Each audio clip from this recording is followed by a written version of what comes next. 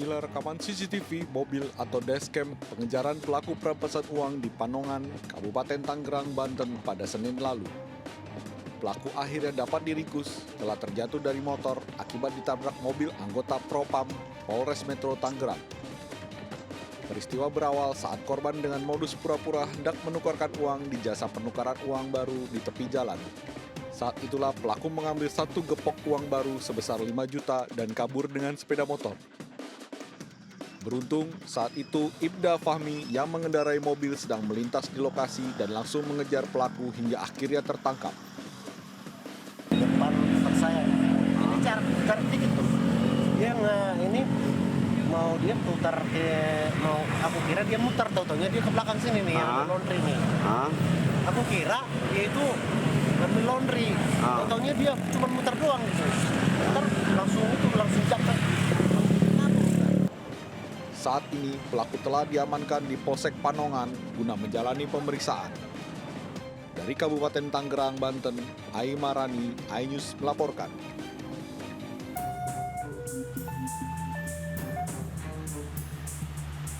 Satu ambulans diberhentikan petugas kepolisian dari Satuan Lalu Lintas Polresta Solo.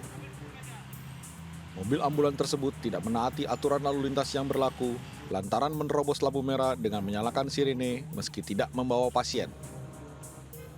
Kasat Lantas menjelaskan, dalam hal mengemudikan mobil ambulans memang ada aturan yang harus ditaati. Mobil ambulans sendiri memang harus membawa surat izin atau surat keterangan yang dikeluarkan oleh Dinas Kesehatan. Penggunaan ambulan memang sudah diatur dalam Undang-Undang Lalu Lintas. Yang mendapat prioritas adalah saat ambulan tersebut membawa orang sakit. Nah, kami akan membantu dan kendaraan tersebut mendapat prioritas di lalu lintas. Selain terkait pengemudi mobil ambulans, dalam aturannya juga disebut pengemudi juga harus mengantongi surat keterangan pernah mengikuti pelatihan pada pasien. Aturan-aturan tersebut memang harus ditegakkan untuk keselamatan pengguna jalan. Kini, pengendara mobil ambulans tersebut tengah diperiksa petugas terkait sanksi apa yang akan dijatuhkan. Dari Solo, Jawa Tengah, Zanuar Setiaji, iNews melaporkan.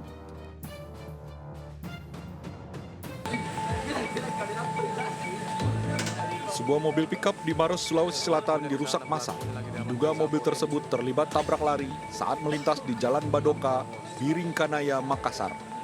Enggan menjadi sasaran amukan massa, sopir pickup bersama rekannya yang dalam kondisi mabuk minuman keras kabur masuk ke dalam ruko. Polisian lalu lintas Polres Maros yang kebetulan berpatroli di lokasi tersebut langsung mengamankan sopir dan rekannya untuk dibawa ke unit Laka Lantas Polres Maros.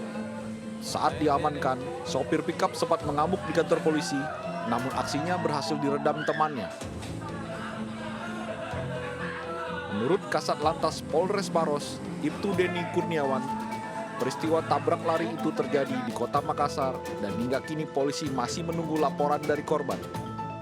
Sopir pickup dan temannya diketahui sebelumnya berpesta miras jenis balo di rumah rekannya di kawasan Badoka. Informasi bahwa telah terjadi tabrak lari. Jadi ini yang tabrak lari tapi wilayah di Makassar, di Sudiang. Kemudian lari sampai masuk di Makassar, kemudian di massa, kemudian ditangkap oleh massa, kemudian kita amankan. Hingga saat ini sopir pickup dan rekannya masih diamankan di unit Laka Lantas Polres Maros. Dari Maros, Sulawesi Selatan, Wahyu Ruslan, iNews melaporkan.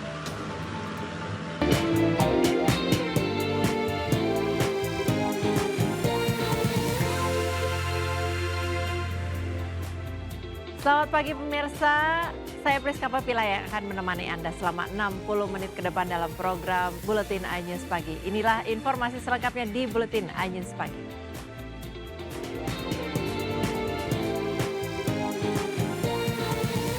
Ke informasi selanjutnya pemirsa, satu korban tewas kecelakaan maut di kilometer 58 tol Jakarta Cikampek diserahkan kepada pihak keluarga.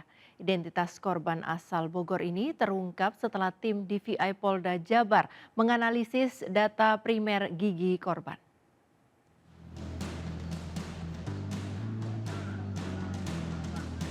Penyerahan korban tewas kecelakaan kilometer 58 Tol Japek ke pihak keluarga dilakukan usai konferensi pers pihak kepolisian di ruang pemulasaran jenazah pada Selasa siang.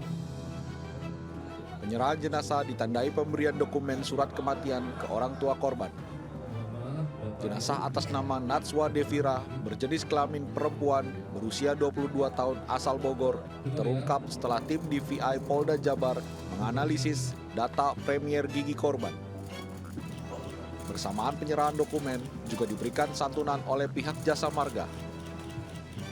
Selanjutnya, jenazah dibawa keluarga untuk dimakamkan. Jadi kalau terkait dengan pemulangan jenazah yang sudah teridentifikasi sejauh ini kan ada satu ya, yaitu atas nama Najwa Devira tadi, ya, umurnya 20 tahun. Nah, untuk pemulangan tadi sudah diserahkan kepada pihak keluarga. Tentu nanti kita melihat kesiapan dari keluarga. Apakah keluarga berkeinginan untuk hari ini, malam ini, atau mungkin besok atau lusa, tergantung dari keluarga. Selain itu, tim DVI juga berhasil mengidentifikasi jenis kelamin dari 12 korban, terdiri 5 jenis kelamin perempuan dan 7 jenis kelamin laki-laki. Untuk 11 korban lainnya, pihak kepolisian masih terus mengupayakan agar segera terungkap. Dari Kerawang, Jawa Barat, Rudi Setiawan, iNews melaporkan. 2 warga Pasuruan, Jawa Timur meninggal dunia saat banjir akibat meluapnya Sungai Welang. 1 korban balita tewas akibat terseret arus banjir dan 1 korban lainnya meninggal dunia karena tersengat listrik saat banjir. Banjir yang melanda wilayah Pasuruan Selasa siang memakan korban jiwa. Korban pertama balita berusia 2 tahun asal Kelurahan Karangketung, Kota Pasuruan yang meninggal akibat terseret arus banjir. 1 korban lainnya pria berusia 36 tahun warga Desa Sukorejo, Kabupaten Pasuruan meninggal akibat tersengat listrik saat menyelamatkan orang tuanya dari banjir. Banjir disebabkan intensitas hujan yang sangat tinggi sejak 2 hari terakhir yang membuat Sungai Welang meluap ke permukiman pada Selasa pagi. Pihak BPBD Pemkab Pasuruan telah meminta bantuan tim SAR dan TNI untuk melakukan pertolongan warga terdampak banjir.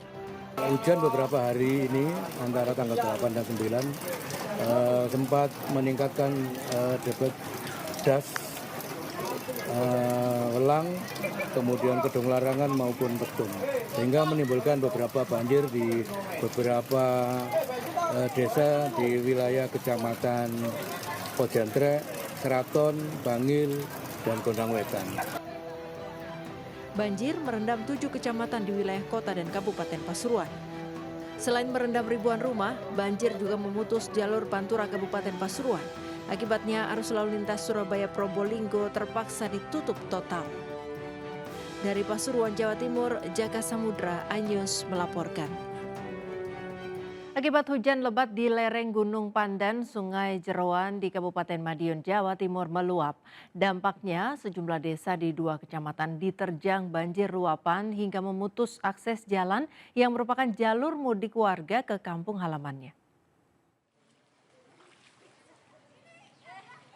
Hujan lebat yang mengguyur wilayah Pegunungan Pandan di Kabupaten Madiun, Jawa Timur sejak Senin malam membuat debit air di Sungai Jeroan meluap. Luapan air sungai mengakibatkan banjir di sejumlah desa di 2 kecamatan. Di antaranya merendam 3 RT di Dusun Tengklik, Desa Kedung Rejo, Kecamatan Pilang Kenceng.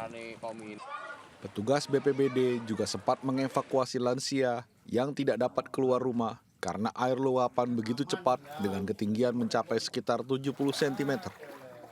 Sebelumnya, luapan Sungai Jeroan juga merendam 1 RT di Desa Kelumutan di Kecamatan Saradan. Selain merendam pemukiman, luapan air banjir dari Sungai Jeroan juga mengakibatkan akses jalan antar kecamatan di Desa Kedung Rejo yang merupakan akses utama jalur mudik warga ke kampung halamannya. Air mulai datang setengah 3 pagi pas saya beli makan tuh, beli nasi untuk sahur itu. Itu udah deras langsung. Gimana Bu? Ya, Deras atau gimana? enggak ada hujan. Ini kondisi ini sering terjadi. Iya, kalau kemarin itu pertama kali puasa juga gitu. Yang pertama sekali berdampak itu di Desa Kelumutan. Desa Kelumutan tadi kita mantau jam 5 pagi tadi sudah mulai surut dan kita dapat kabar dari Kelumutan itu turun ke Kedung Maron dan Kedung Rejo yang sampai saat ini belum juga surut.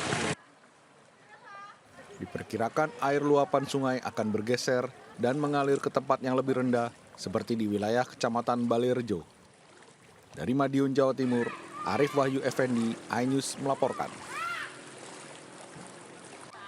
Seorang pengendara motor terpaksa mampir ke bengkel di Tenjo, Kabupaten Bogor, Jawa Barat saat menemukan seekor ular piton bersembunyi di ruang mesin motornya.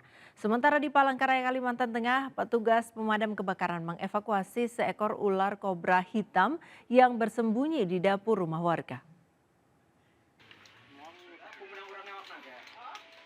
Nurul tak bisa menyembunyikan keterkejutannya saat mendapati seekor ular di mesin motornya sepulang dari kebun di Desa Cilejit, Kecamatan Tenjo, Kabupaten Bogor, Jawa Barat.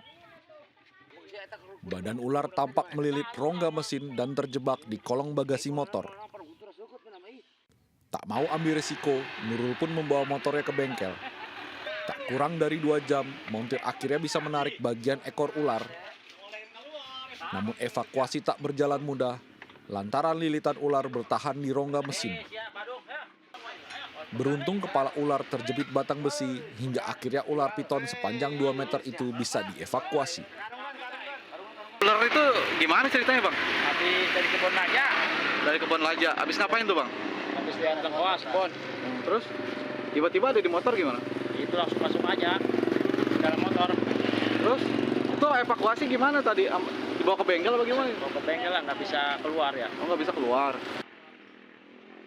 Usai dievakuasi, ular kemudian diamankan diserahkan ke tim rescue damkar.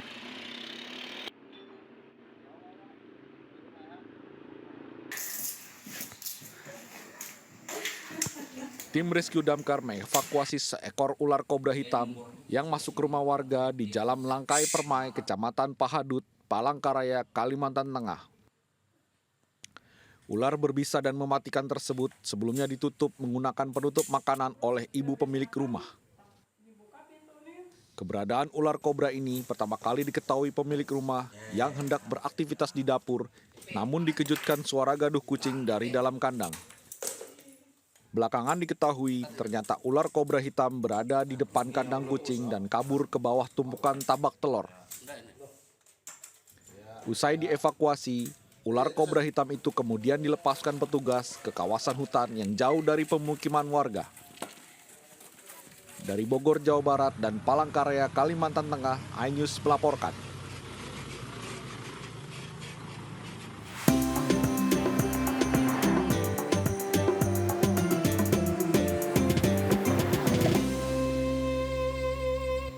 Meski arus mudik telah mencapai puncaknya 6 April lalu, namun suasana di Stasiun Pasar Senen, Jakarta Pusat masih ramai dengan para pemudik. Para pemudik ini mengaku tidak mendapatkan tiket jauh-jauh hari sehingga baru bisa melakukan mudik di malam takbiran. Berikut laporan dari Ayu Pratiwi dari Stasiun Pasar Senen, Jakarta. Ya, pemirsa, jelang Hari Raya Idul Fitri, Stasiun Pasar Senen dipadati oleh para calon pemudik yang akan melakukan mudik dengan kota tujuan Yogyakarta, Solo, Semarang, hingga Surabaya. Meskipun terjadi kepadatan, namun terjadi penurunan jumlah pemudik karena puncak dari arus mudik sudah terjadi di tanggal 6 April 2024. Para pemudik mengaku baru melaksanakan mudik pada saat malam takbiran karena memang tidak mendapatkan tiket jauh-jauh hari sehingga memilih malam pergantian Hari Raya Idul Fitri ini untuk melakukan mudik agar tetap bisa melakukan sholat id di kampung halamannya. Dan diprediksi untuk puncak dari arus balik akan terjadi di tanggal 13 dan 14 April 2024 sehingga PT KAI juga masih menyiapkan tiket sebanyak 253.000 yang dapat dibeli langsung ataupun melalui website dan dihimbau kepada seluruh masyarakat yang akan melaksanakan arus balik untuk memesan tiket jauh-jauh hari dan di tanggal 16 hingga tanggal 21 April 2024. Dari Jakarta, Ayu Pratiwi, Tri Julianti, iNews melaporkan. Satu hari jelang Hari Raya Idul Fitri 2024, situasi arus lalu lintas di jalur arteri selatan terpantau ramai lancar. Pada Selasa malam, tepatnya di Jalan Raya Raja Polo, Tasikmalaya, arus lalu lintas didominasi kendaraan warga lokal yang melintas. Hingga H-1 Hari Raya Idul Fitri, arus lalu lintas di Jalan Arteri Selatan masih terpantau ramai lancar. Sesekali kemacetan terjadi yang diakibatkan kendaraan warga lokal yang melintas. Di ruas Jalan Raya Raja Polah, Tasikmalaya, Jawa Barat, pada Selasa malam didominasi kendaraan masyarakat sekitar yang merayakan malam takbiran. Mendekati Hari Raya Idul Fitri, volume kendaraan pemudik mulai mengalami tren penurunan dibandingkan dengan hari sebelumnya pada arus mudik. Sementara arus balik Lebaran 2024 diprediksi akan dimulai pada H+3 Idul Fitri atau mulai hari Sabtu mendatang. Dari Tasikmalaya, Jawa Barat, Faisal Rinaldi, Eri Nugraha, iNews melaporkan.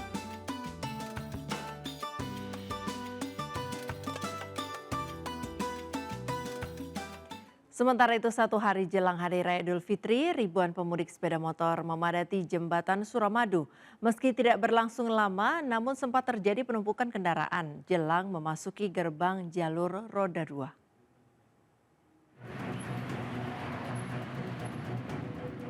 Ribuan pemudik yang mengendarai sepeda motor Selasa petang terlihat memadati jalur menuju jembatan Suramadu. Dengan berbagai alasan dan kesibukan, masih banyak pemudik yang memilih melakukan perjalanan pulang kampung satu hari jelang Hari Raya Idul Fitri. Penumpukan dan kemacetan sempat terjadi di gate atau gerbang jalur roda 2 jembatan Suramadu. Sejumlah pemudik terlihat saling serobot untuk bisa masuk ke jalur roda 2. Meski demikian, kepadatan tidak berlangsung lama setelah sejumlah personil Satlantas Polres Pelabuhan Tanjung Perak melakukan pengaturan di sejumlah titik jalur sepeda motor. Karena kan kemarin masih ada kayak barang-barang yang masih belum dibeli, dan juga kan biasalah hari raya orang-orang Madura kan seperti beli-beli barang-barang baju baru gitu. Jadi kan sambil menunggu itu dan juga istirahatlah, menenangkan badan sehari. Jadi kan disempatkan hari ini juga. Untuk pola-pola kami adakan pengaturan di beberapa titik seperti di arus pindah jalur dari jalur cepat menuju ke jalur lambat, untuk khususnya untuk roda 2. Dari beberapa titik ada 3 titik, terutama di bagian selatan, tengah, dan di pintu masuk. Meski kepadatan pemudik terlihat di jalur roda 2, pemandangan berbeda terlihat di jalur roda 4 atau lebih. Di jalur roda 4 atau lebih justru terlihat lengang dan cenderung sepi. Dari Surabaya, Jawa Timur, Yuda Prawira, iNews melaporkan.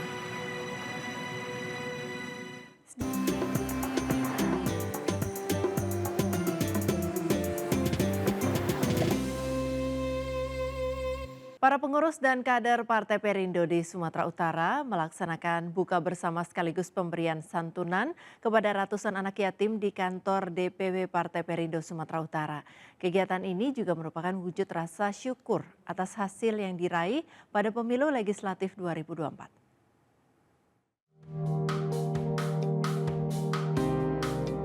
Partai Perindo di Sumatera Utara mampu mempertahankan hasil suara dan meningkatkan perolehan jumlah kursi di legislatif. Dari 41 kursi di tahun 2019, Partai Perindo di pemilu 2024 mampu menambah perolehan kursi di DPRD Kabupaten Kota menjadi 43. Hasil ini merupakan bukti kerja keras dalam pemenahan internal dan sistem yang mampu membuat Partai Perindo melewati hadangan besar. Sebagai ungkapan rasa syukur, pengurus dan kader Partai Perindo menggelar buka puasa bersama sekaligus pemberian santunan kepada ratusan anak yatim piatu di kantor DPW Perindo Sumatera Utara, Medan. Ini tren positif bagi Partai Perindo Sumatera Utara, dan bahkan kita masih tetap juara secara nasionalnya. Ini juga memotivasi kami nantinya, walaupun memang sangat banyak perbaikan yang harus dilakukan baik di internal maupun Partai Perindo Sumut masih menjadi salah satu lumbung suara untuk Partai Perindo se-Indonesia, serta mampu mempertahankan hasil suara dan meningkatkan jumlah kursi legislatif pada pemilu 2024. Dari Medan, Sumatera Utara, Sadap Hussein, iNews melaporkan. Selamat Lebaran, hari kemenangan, mari kita saling bermaafan. Oh, beragam Lebaran, ragam sukacita, penuh syukur atas nikmatnya.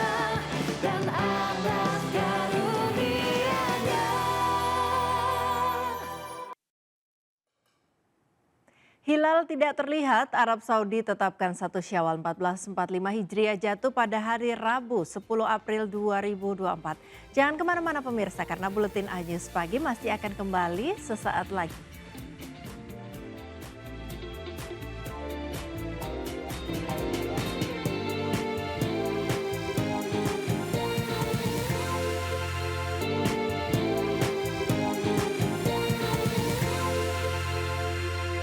Pemirsa, informasi tadi sekaligus mengakhiri perjumpaan kita hari ini. Mari ulurkan tangan Anda untuk berbagi kebaikan kepada sesama bersama MNC Peduli melalui nomor rekening di bawah ini atau dengan scan kris berikut melalui aplikasi uang digital Anda. Informasi lebih lengkap dapat diakses di mncpeduli.org. Jangan lupa Anda bisa mendapatkan informasi terkini dan terbaru melalui portal yang menghadirkan berita daerah, berita nasional dan juga berita internasional lengkap di inews.id. Saya Priska Papilaya pamit undur diri. Terima kasih atas kebersamaan Anda. Selamat pagi, selamat Hari Raya Idul Fitri. Sampai jumpa.